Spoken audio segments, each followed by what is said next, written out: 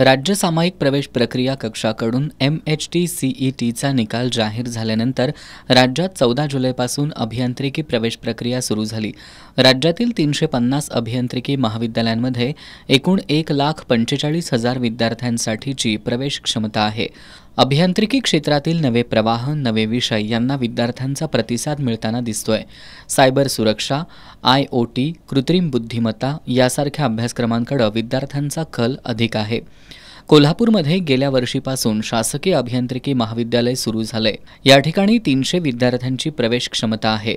इथं computer science and engineering, artificial intelligence and data science, electronics and telecommunication engineering, electrical engineering, mechanical and automation engineering अशा 5 branches आहेत।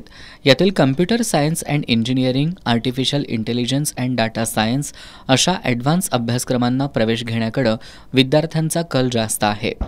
तर सध्याच्या मुलांचा आणि सध्याच्या पालकांचा ओढा साहजिकच रिसेंट ट्रेंड्स किंवा रिसेंट ब्रँचेस जे आहेत, म्हणजे यामध्ये कॉम्प्युटर येतं, AIDS येतं किंवा रोबोटिक्स अशा विषयांना किंवा अशा शाखांना मुलांचा जास्त ओढा आहे। अर्थात यामुळे ट्रेडिशनल ब्रँचेस जे आहेत, मेकॅनिकल असेल, इलेक्ट्रिकल, इलेक्ट्रॉनिक्स यांचा कल मुलांचा कमी झाला आहे असं नाही आहे। जी मुलं आहेत, काही मुलांना स्पेसिफिकली इलेक्ट्रिकल, इलेक्ट्रॉनिक्स अशा शाखांची ती मागणी करत आहेत, पण मुलांचा ओढा हा ॲडव्हान्स ब्रँचेसना जास्त आहे। कारण मुलांचा असा आणि पालकांचा असा समज आहे की ह्या ब्रँचेसला जास्त स्कोप आहे। मुलं पासआउट झाल्यानंतर या ब्रँचेसना जास्त